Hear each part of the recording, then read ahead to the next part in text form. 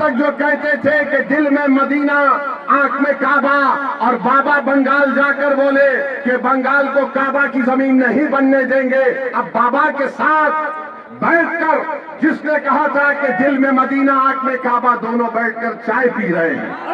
तमाम के तमाम कठपुतलियां हैं बीजेपी आरएसएस की। एक हवा के झोंके में तमाम के तमाम ने सर झुका दिया और बीजेपी में चले गए। हम मर जाना पसंद करेंगे मगर अपने ईमान और आपकी मोहब्बत का सौदा नहीं करेंगे।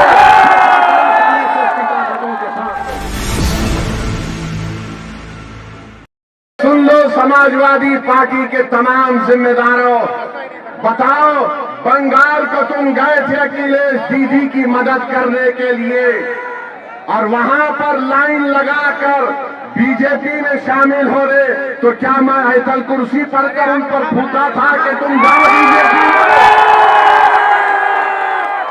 बेशर्मी की हद कर दिए।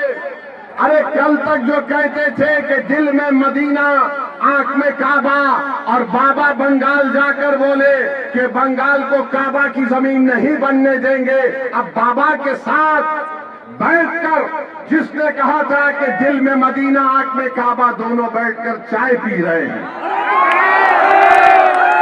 दोनों बैठकर चाय पी रहे और गाली किसको दे रहे ओवैसी को?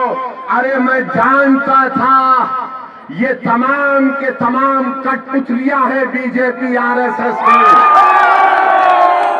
एक हवा के झोंके में तमाम के तमाम ने सर झुका दिया और बीजेपी में चले गए। अरे तुमने हमारे विधायक को तोड़ा, बिहार में हम दोबारा जीत कर आए। मैं उत्तर प्रदेश की जनता से अपील कर रहा हूं, बहरेच और मटेरा की जनता से अपील कर रहा हूं, आप मजलिस का साथ दीजिए। हम मर जाना पसंद करेंगे मगर अपने ईमान और आपकी मोहब्बत का सौदा नहीं करेंगे। इल्जाम हम पर लगाया जाता है मगर कारनामे कोई और करता है। बताओ अखिलेश यादव, जो ममता बनर्जी के 20 MP चले गए, क्यों गए वो? उनको कोई कुछ नहीं बोलता। और असदुद्दीन अवैसी आपके हक के लिए, आपकी सियासी लीडरशिप के लिए आ रहा है, तो इन सबको डर लगता है। डरना पड़ेगा तुमको, आप डरना पड़ेगा, क्योंकि ये नौजवान अब जाग चुका है।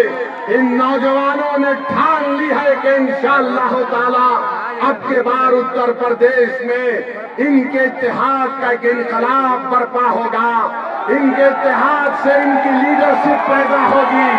इनकी मेहनत से इंशाअल्लाह ताला आपके नुमाइंदे उत्तर प्रदेश के विधानसभा में जाएंगे।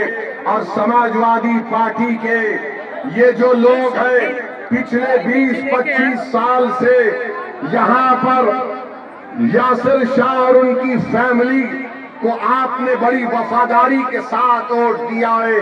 बताइए उन्होंने बहरेच और मटेरे में क्या काम किया? कोई काम नहीं किया।